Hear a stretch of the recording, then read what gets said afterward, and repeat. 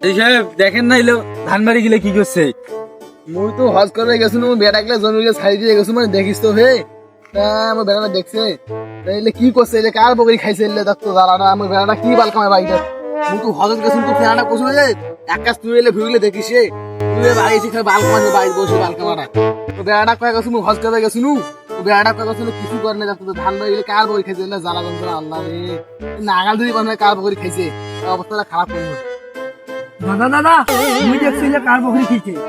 কার বকরি ভাই খাইছে দেখছিস হ্যাঁ দেখছু মুই।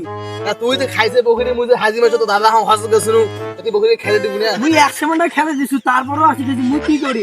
কার বকরি দেখছু মুই অমুকের বকরি কি খাইছে। সেই বকরি জানা কার বকরি খাইছে ভাঙলে জানা না এই অমুকের বকরি খাইছে। মুই তো হাজি মানুষ কিছু কও না হজ করি আছে ইয়ার প্রথমবার মুই বেড়া বাইতে কম আর বালকমাটা কি কমাইছে বাড়ি আপনি বকরি ফল্লাটা বেশি বলো